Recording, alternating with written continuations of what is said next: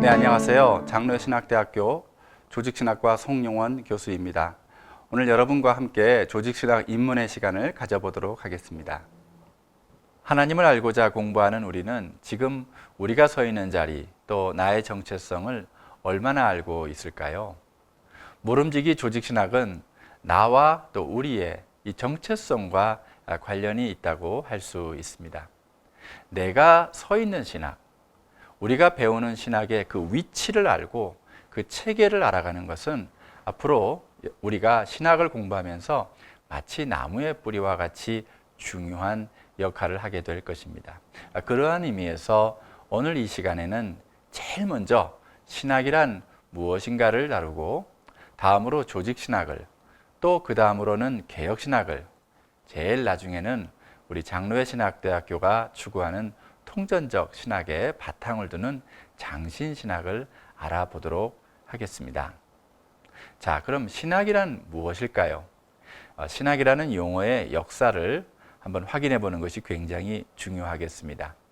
먼저 신학, 디얼로지라는 말은요, 라틴어 테올로기아에서 유래합니다. 이는 헬라어로 하나님을 뜻하는 테오스라는 말과 또 말씀 혹은 이성을 뜻하는 로고스라는 말의 합성어입니다. 문자적으로만 보면 이 두 가지로 해석할 수가 있습니다. 먼저 이 앞에 하나님, 이 테오스를 주어로 사용해서 누구누구의 말이라는 의미로 해석하면 하나님의 말씀이라는 뜻이 되겠죠.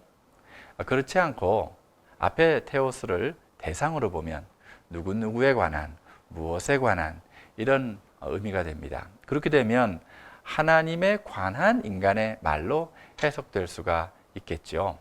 많은 경우의 신학자들은 이 전자인 하나님의 말씀보다는 후자인 하나님에 관한 인간의 말이라는 쪽으로 해석을 해왔습니다.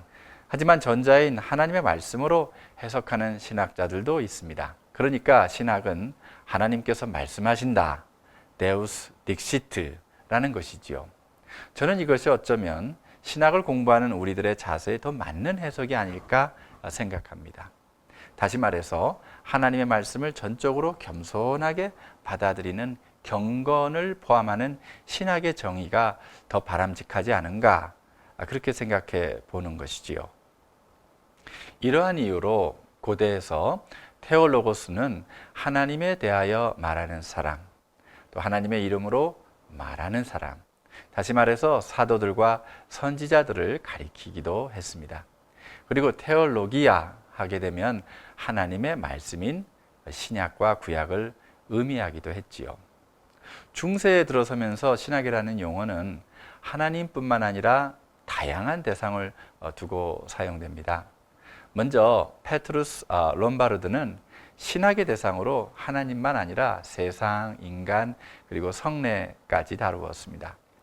다음으로 캔터베리의 안셀부스는 신학을 이해를 추구하는 신앙이다, 이렇게 말했습니다.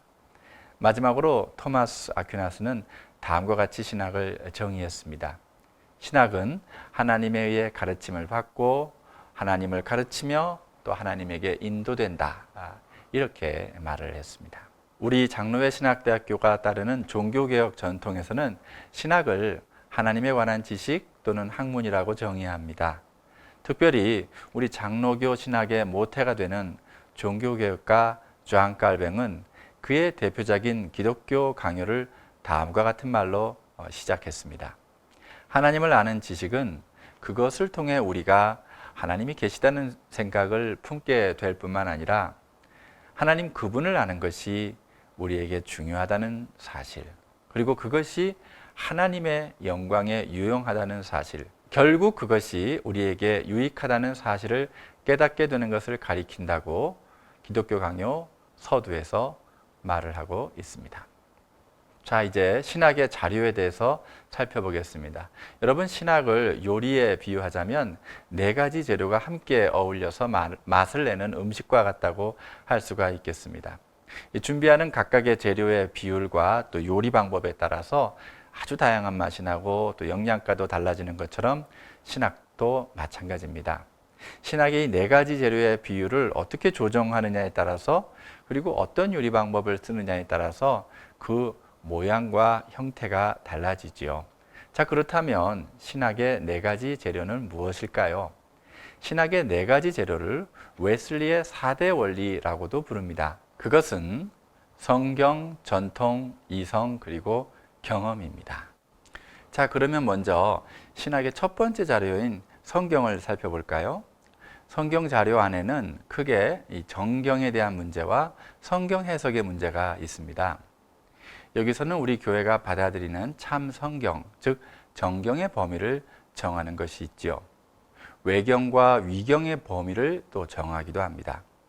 특히 여기서 중요한 것은 정경성을 판단하는 기준입니다. 교회의 권위로 하는 것인지 아니면 성경 자체의 권위로 하는 것인지 이것을 이제 다루는 문제가 있습니다. 그리고 성경을 문자적으로 해석해서 문자적 오류마저도 인정할 것인지 아니면 성경에 나타난 의미와 뜻을 위주로 해석할지에 따라서도 해석 방법의 형태가 달라질 수 있습니다. 다음으로 신학의 두 번째 자료는 이 전통입니다. 전통이란 신앙의 유산, 전승을 의미하기도 하고요. 또 교회의 권위를 말하기도 합니다. 전통은 보통 세 가지 관점으로 분류될 수가 있습니다. 첫째로는 성경 전통 하나만 인정하는 단일 원천 이론이 있습니다. 우리 개신교 진영은 이러한 성경 전통에 서 있습니다. 둘째로는 성경뿐만 아니라 교회의 권위도 좀 동등하게 인정하는 이중 원천 이론이 있습니다. 대표적으로는 로마 가톨릭 교회가 여기에 해당합니다. 셋째로는 급진적인 신학자들의 이 전통을 철저하게 거부하는 그런 주장도 있습니다. 자, 이어서 신학의 세 번째 자료는 우리 인간의 이 이성이라고 하는 것입니다. 신학은 학문이라는 점에서 충분히 이성적이라고 할 수가 있겠습니다. 다만 우리가 이 신학을 연구할 때 이 인간 이성의 역할을 과연 어디까지 둘 것인가, 어디에서 제한할 것인가에도 또 세 가지 관점이 있습니다. 첫째로는 신학을 합리적인 학문으로 이해하자는 주장입니다. 이러한 입장에서는 이성이 결코 신앙의 자리로 넘어갈 수 없다고 생각하지요. 신학은 다만 학문의 범위에서만 이성적이라고 보는 태도를 말합니다. 둘째로 기독교가 이성적이라는 또 주장이 있습니다. 이러한 입장에서는 신앙은 이성의 영역을 확장한 것으로 봅니다. 따라서 신앙은 이성에 의해 추론이 가능하다는 그런 전제를 가지고 신학을 연구합니다. 셋째로 이성이 종교를 심판할 수 있다는 주장입니다. 이런 입장은 단순히 기독교가 이성적이라는 판단을 넘어선 것이죠. 오히려 이성이 사실상 종교의 자리, 신앙의 자리에 올라서는 그런 자세를 취합니다. 이성이 종교들을 판단하고 심판할 수 있다고 주장하는 것이지요. 대표적으로는 계몽주의적인 합리주의가 있습니다. 자, 마지막으로 신학의 이 네 번째 자료는 우리 인간의 종교 경험입니다. 여기서 경험이란 어떤 경험을 여러분 말하는 것일까요? 우리 인간의 직접적인 삶에서 나온 체험, 또 그로부터 획득하고 축적된 지식을 뜻합니다. 그렇기에 이러한 경험은 각 지역과 시대, 문화의 특수성과 상대성에 대한 이해를 긍정하면서 다양한 신학적인 특징을 산출하게 됩니다. 이러한 종교 경험이라는 풍성한 자료를 통해 신학은 같은 경험 또 비슷한 경험에 처한 사람들에게는 더욱 풍성하고 직접적으로 신학적 의미 전달이 가능해집니다. 다만 유의할 점이 하나 있습니다. 그것은 이러한 경험이 너무 지나치게 강조되다 보면 나의 경험이 절대적인 하나님을 자칫 나의 이 경험이라고 하는 것 속에 가두거나 제한하는 약점이 있을 수가 있겠죠. 자, 이제 우리 신학의 분과에 대해서 좀 살펴보도록 하겠습니다. 이 거대한 신학이라는 학문이 공식적으로 이 세부적인 분과로 나누어지게 된 역사는 사실 그리 길지 않습니다. 18세기 독일에서부터 이 신학은 하나의 통합된 학문이라는 인식보다는 다양한 이 분과들의 어떤 총체로 인식되기 시작했습니다. 이러한 흐름에 힘입어 공식적인 신학의 분과는 19세기 초 독일 신학자 슐라이어 마허에 의해 이루어졌습니다. 그는 신학연구 개요라는 저서에서 신학을 세 가지로 분류했습니다.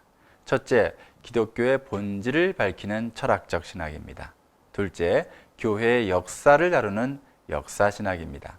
셋째, 교회의 지도력과 전문 기술들을 다루는 실천 신학입니다.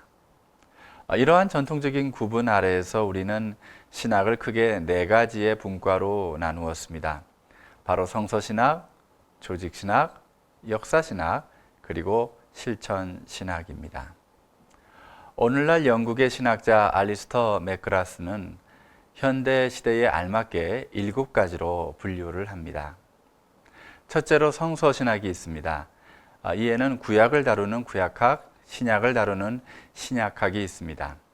성서신학은 기독교 신학의 궁극적 원천인 그 성경과 또 그 성경이 갖고 있는 당대의 어떤 시대적 환경과 역사, 그리고 이 성경의 해석 방법에 관하여 연구하는 학문입니다. 이 성경의 전승 과정을 보면요, 다양한 번역본과 판본이 있습니다. 그중 어느 번역과 어느 표현이 더 하나님 말씀의 원문에 적합할지 연구하는 것입니다. 또한 성서신학은 성경의 해당 표현이 당대의 기준과 지금의 기준에서 다른 뉘앙스를 풍기고 있지는 않은지 연구합니다. 더 나아가 성서신학은 현재에도 유효한 풍부한 해석의 자료들을 발굴하고 또 제시하는 그런 역할을 담당하지요. 둘째로 조직신학은 두 가지 의미가 있습니다. 먼저 조직신학은 신학을 교육하고 설명하기 위해 체계적으로 정리되고 조직된 신학을 말합니다. 다음으로 조직신학은 방법론의 전제에 따라서 체계적으로 정리되고 조직된 신학을 의미합니다. 이 두 가지 의미는 모두 공통점을 지니는데요.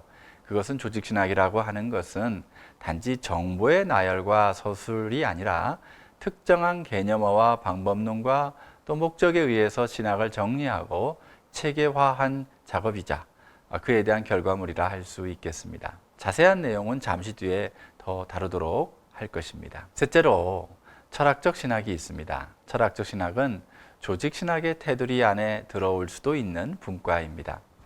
철학적 신학은 기독교 신앙과 다른 어떤 지적 활동 사이에서 공통된 근거를 찾는 작업이라고 할 수 있겠습니다. 예를 들어 하나님은 존재하시는가? 우리는 왜 여기에 있는가? 세상은 왜 창조되었는가?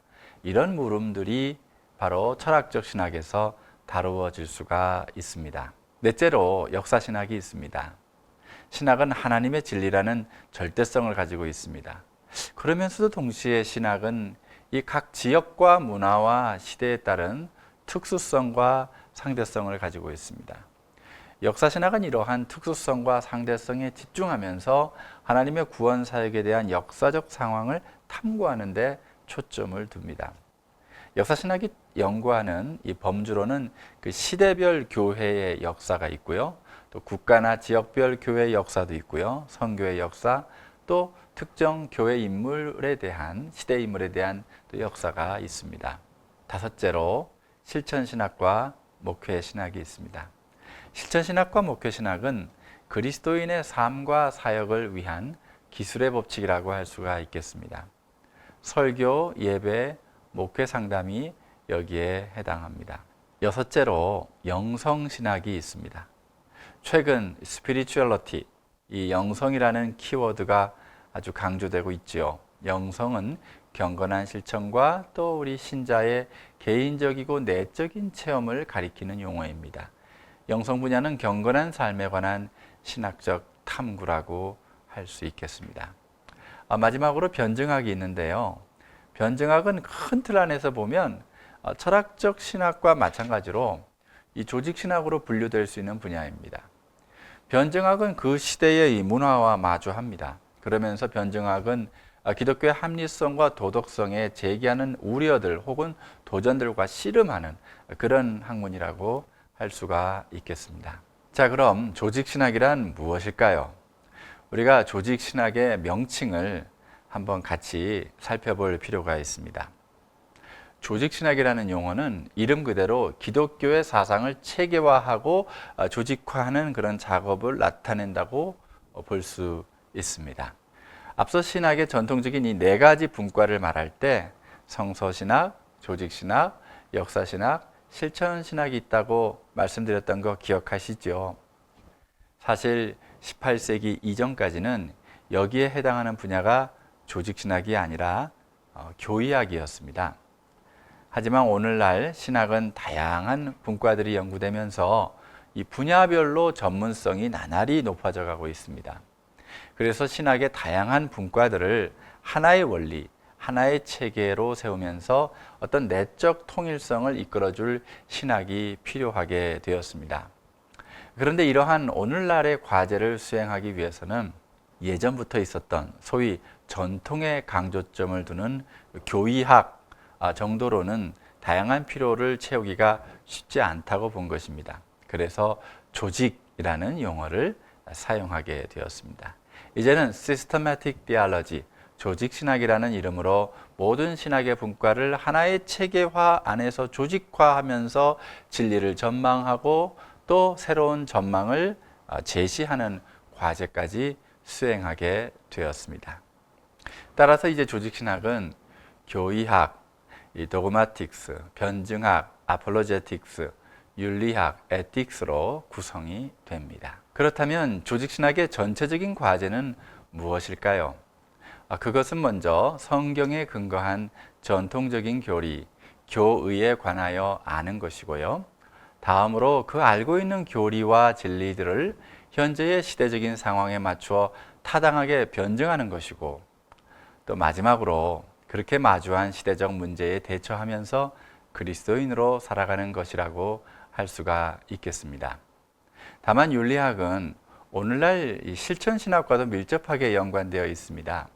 그렇게 실질적인 조직신학 고유의 접근은 교의학과 변증학에 있다고 할 수가 있겠습니다.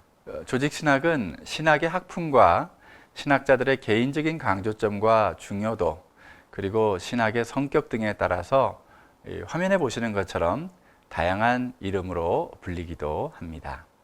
자, 조직신학의 역사를 우리 같이 살펴볼까요?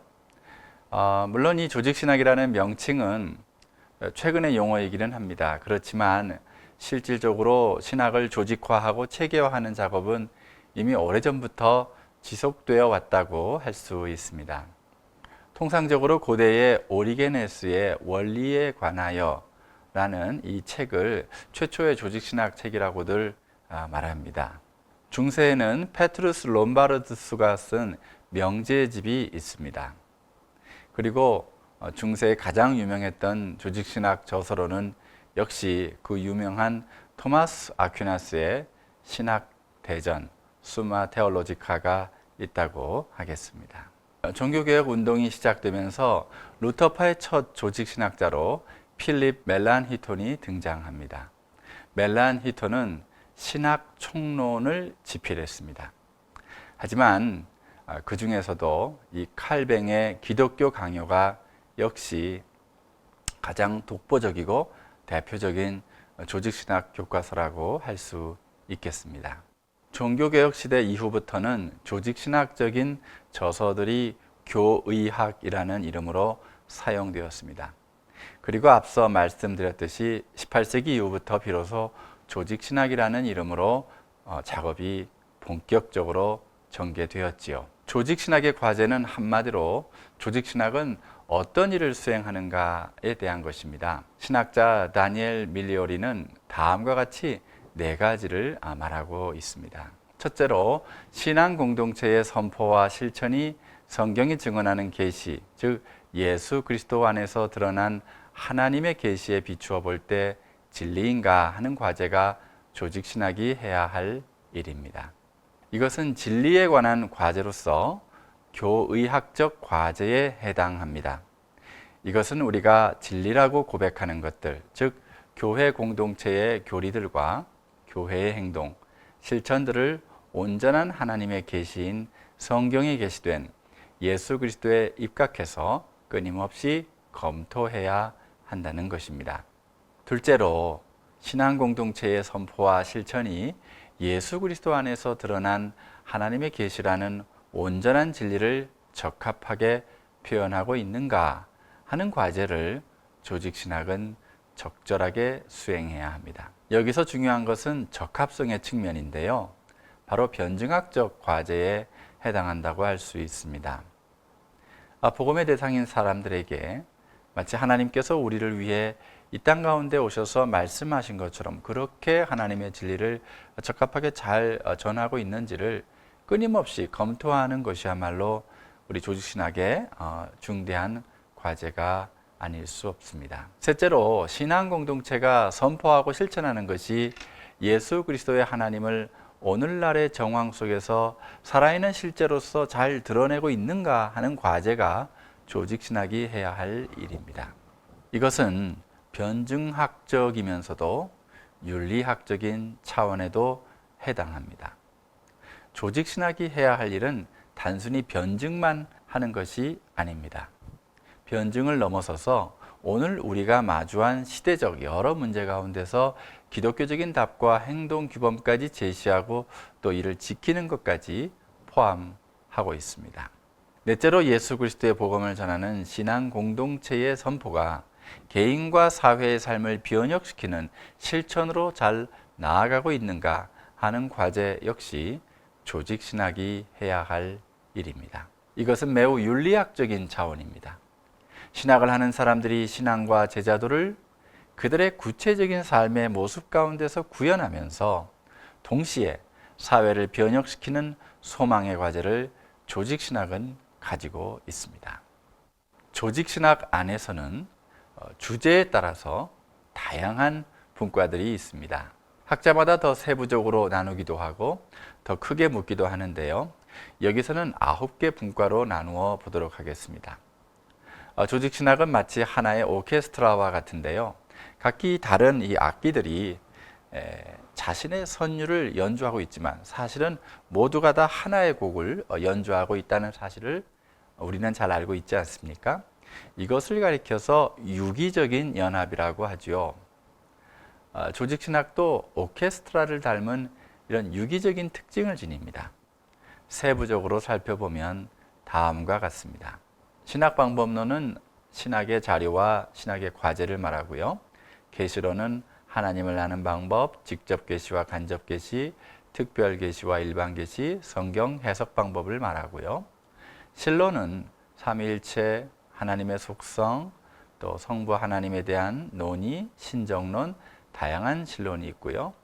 창조론은 창조 모델, 신학과 자연과학, 생태학적 창조, 인간론, 하나님의 형상, 타락, 원죄, 섭리론까지 다루고요. 기독론은 예수 그리스도의 인격에 관한 연구, 전통적인 공의의 결정과 그로 인한 교리사적인 역사, 그리고 역사적 예수, 그리고 현대신학 안에서 새롭게 해석되고 있는 다양한 기독론까지 망라하고 있습니다. 그리고 구원론에서는 예수 그리스도의 사역에 관한 연구, 십자가와 부활의 의미, 죄론, 구원의 의미, 구원의 서정, 칭의 성화, 중생 영화, 그리고 종교다원주의와 타종교까지 다루고 있습니다. 성령론은 성령님에 관한 연구, 본체론적 이해, 성례론적 이해, 주지주의적 이해, 주의주의적 이해, 그리고 감정주의적 이해, 권능주의적 이해, 공동체론적인 이해, 종말론적인 이해, 성령 충만과 또 생명을 다루고 있습니다. 교회론에서는 교회의 개념, 교회의 4가지 표지, 교회의 모델, 새로운 교회 모델들, 성례론, 직제론 등을 다루고요. 종말론에서는 죽음과 역사와 천년왕국과 심판, 구원, 천국과 지옥, 새 창조를 다루고 있습니다. 자, 여러분, 그럼 개혁신학이란 무엇일까요? 조직신학 안에서도 교파와 교단과 시대와 지역과 문화에 따라서 다양한 전통과 신학이 존재합니다. 지금 이 영상을 보고 계시는 우리 장로신학대학교 학생들은 개혁신학의 후예라고 할 수 있습니다. 그렇다면 여러분, 개혁신학이란 무엇일까요? 일단 개혁신학, Reformed Theology라고 하면요, 통상 역사적 개혁신학 전통을 말합니다. 역사적 개혁신학 전통은 세계 곳곳에 개혁교회와 또 장로교회라는 이름으로 500년간 이어져 내려오고 있습니다. 개혁교회는 종교개혁 운동을 처음 시작한 루터파와 함께 종교개혁의 모토인 오직 믿음, 오직 은혜, 오직 성경, 오직 그리스도의 사상을 함께 공유하면서도 그 전통의 구체적인 내용에 있어서는 차이점을 지니고 있습니다. 개혁신학적 전통은 칼뱅의 계승자였던 테오도르 베자를 통해 유럽 대륙에서 개혁교회라는 이름으로 발전했습니다. 그리고 역시 칼뱅의 제자였던 존 녹스를 통해서는 영국 스코틀랜드를 중심으로 장로교회로 발전하게 되었죠. 우리나라의 장로교회는 주로 미국, 캐나다, 호주 장로교회에서 파송한 장로교회 선교사님들로부터 역사적 개혁신학 전통을 이어받았습니다. 개혁파 종교개혁신학은 후대 개혁파 정통주의 신학과 또 개혁파 신정통주의 신학을 거쳐서 오늘날 현대 개혁신학 전통에 이르기까지 이루고 있습니다. 개혁신학에는 몇 가지 중요한 특징이 있습니다. 미국의 개혁신학자 헤셀링크가 분류한 5가지 개혁신학 특징은 다음과 같습니다. 먼저 하나님 중심입니다. 그리고 성경 말씀 중심입니다. 교회 중심입니다. 교리와 삶의 일치를 강조하고요. 성경적 인생관과 세계관에 기초합니다. 헤셀링크의 분류와 더불어 다음과 같이 개혁신학을 3가지 특징으로 설명할 수가 있습니다. 첫째로 개혁신학은 하나님의 영광을 위한 신학을 말합니다. 고린도전서 10장 31절에 보면 사도 바울이 그런즉 너희가 먹든지 마시든지 무엇을 하든지 다 하나님의 영광을 위하여 하라라는 말씀이 나오죠. 이 말씀을 가장 잘 실현하는 신학이 바로 우리 개혁신학이라고 할 수 있겠습니다. 둘째로 개혁신학은 성경의 권위를 강조하는 전통을 중요하게 생각합니다.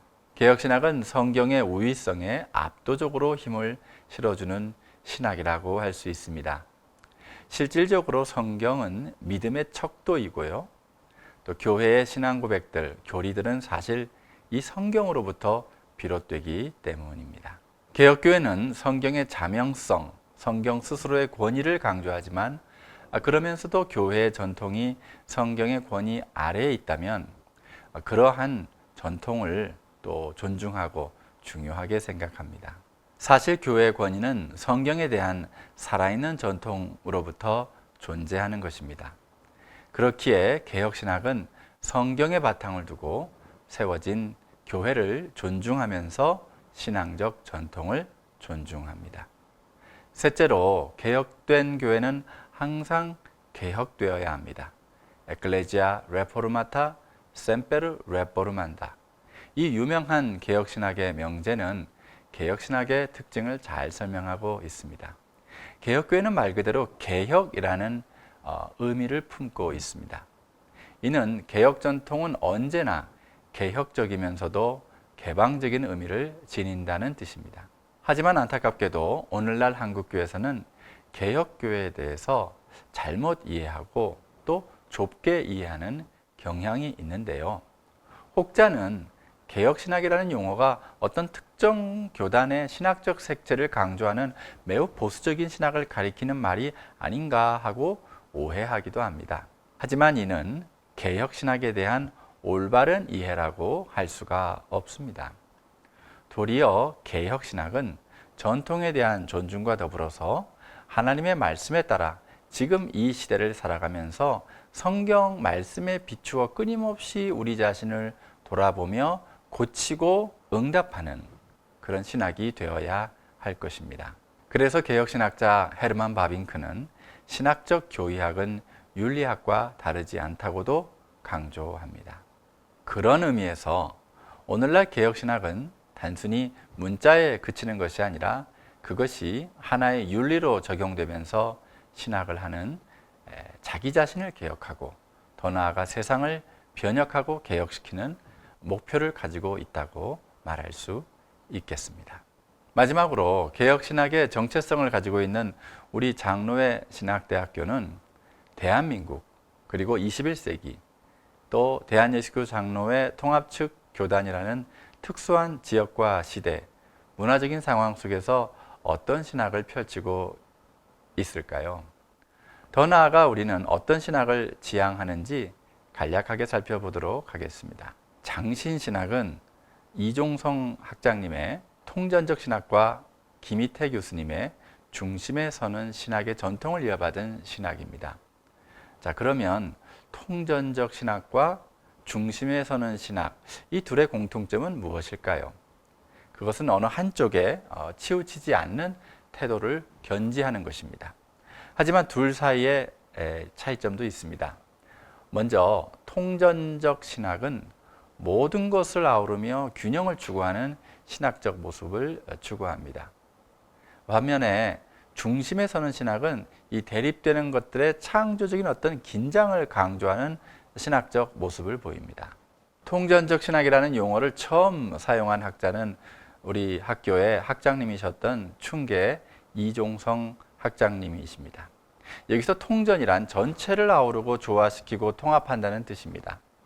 이걸 신학에 적용하면 통전은 좌와 우, 아래와 위, 또 긍정과 부정, 개별자, 보편자, 특수성과 일반성, 그리고 믿음과 지식과 실천을 아우르고 통합하고자 한다는 의미가 됩니다. 따라서 통전적 신학은 다양한 이런 대조들을 아우르고 조화시키고 통합함으로써 단지 절충주의나 혼합주의에 빠지는 것이 아니라 온전성, 호울리스를 지향하게 됩니다. 저희 학교의 조직신학과의 김도훈 교수님의 연구에 따르면 통전적 신학의 뿌리로 네 분이 꼽힙니다. 언더우드 선교사님, 또 한국인 최초의 신학교 교수인 남궁혁 교수님, 우리 장신대 3대 교장이신 최필근 교장님, 그리고 영락교회의 한경직 목사님이십니다.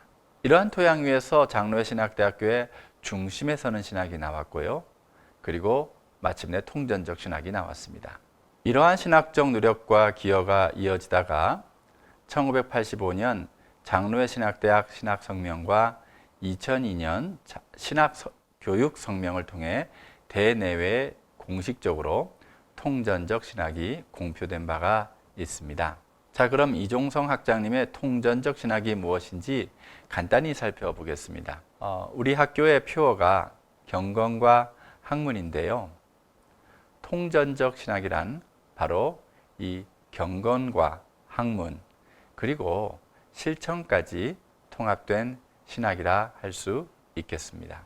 이종성 학장님은 통전적 신학의 특징을 다음과 같이 설명합니다.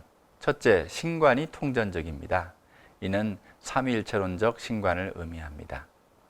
둘째로 인간론이 통전적입니다. 몸과 영혼을 모두 중요하게 생각하고요. 또 일반 학문과 신학적 인간학을 종합해서 총체적인 이해를 추구하죠. 셋째로 세계와 우주를 통전적으로 바라봅니다. 모든 피조물이 하나님의 섭리와 구원의 대상임을 확신하는 것이지요. 넷째로 통전적 신학은 어느 한 분야의 신학, 교파의 신학, 계급의 신학, 민족의 신학이 아닙니다. 통전적 신학은 교파적인 어떤 특수성을 초월하는 보편적인 신학, 인류 전체를 위한 신학을 주창합니다. 다섯째로 역사에 대한 통전적 이해입니다. 여섯째로 통전적 신학은 일반 학문이 신학에 도움을 줄 수 있다는 관점을 제시합니다. 마지막으로 통전적 신학의 자료에는 성경과 교회사와 일반 역사까지 포함됩니다. 그렇다면 우리 장신신학은 앞으로 어떻게 나아가야 할까요? 본교 조직신학과의 신옥수 교수님은 6가지 방향성을 제시합니다. 첫째로 성경관입니다. 장신신학은 성령에 의한 성경의 영감에 대한 이해를 전제하고 있습니다. 칼뱅과 개혁주의 전통 그리고 신정통주의적 복음주의를 존중합니다. 또한 성경 비평학에 대해 온건한 자세를 취합니다. 그리고 에큐메니컬 신학의 경향도 가지고 있습니다. 둘째로 장신신학은 문화 변혁적인 개혁신학의 전통의 바탕을 주면서도 하나님 나라 신학에 기초한 토착화 과제를 강조하는 에큐메니칼 신학의 맥락도 함께 고려하고 있습니다. 셋째로 장신신학은 2002년 신학 성명에서 복음은 성경에 계시된 대로 예수 그리스도에게 정초되어 있고 하나님 나라를 향하고 있다고 선언합니다. 장신신학은 예수 그리스도 안에 드러난 삼위일체 하나님의 통치가 우리 개인의 전인구원과 삶의 전 영역에 이르며 더 나아가 정치, 경제, 사회문화, 우주 차원까지도 확대된다고 봅니다. 장신신학은 교회의 선교와 하나님의 선교를 모두 긍정합니다. 장신신학은 교회 일치운동과 관련하여 개혁주의적 신학 전통을 비판적으로 계승하면서 복음주의 신학과 활동 그리고 에큐메니컬 신학과 활동에 모두 참여합니다. 장신신학은 예수 그리스도께서 만민과 만유의 주님이시고 구원자이심을 확고히 합니다.